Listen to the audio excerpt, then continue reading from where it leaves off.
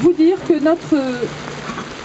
notre engagement collectif dans cette action, il est porté à la fois par l'amour que j'ai de ce territoire, par le sentiment que nous avons tous collectivement, qu'il y a une petite injustice dans ce pays. Je m'excuse d'avance auprès des hommes qui sont là, mais je veux vous dire que nous n'avons pas la même façon de faire de la politique. Je veux vous dire que dans la cour de l'école, les petits garçons jouent à la guerre ou à la bagarre, et les petites filles jouent à la vie, jouent à la maman, jouent à la vie.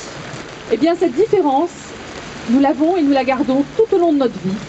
Cette différence, elle nous habite. Et en politique, elle est importante parce que nous n'avons pas la même approche. Nous n'avons pas la même approche des solutions. Nous n'avons pas la même approche des problèmes.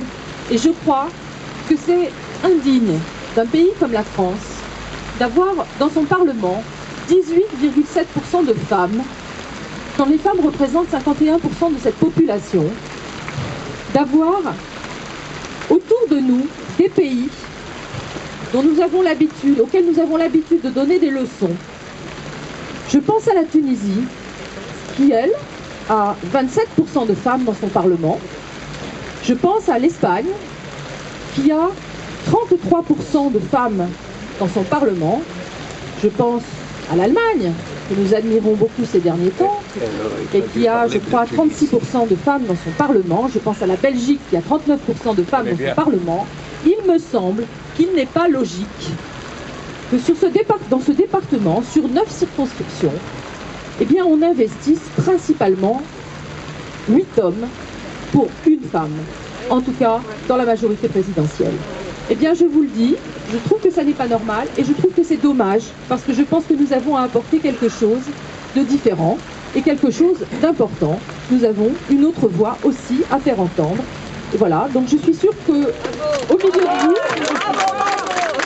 j'entends beaucoup de femmes qui disent bravo. Mais je crois que les hommes aussi, parce que je sais aussi que les hommes nous font confiance. Alors voilà, je voulais vous dire juste ces quelques mots, vous remercier, vous dire que c'est un combat difficile, inutile de le détailler. C'est un combat difficile, on m'attend au tournant, beaucoup de gens espèrent que cette petite voix qu'on entend un peu trop et qui est un peu trop libre puisse peut-être rentrer dans le rang et se taire.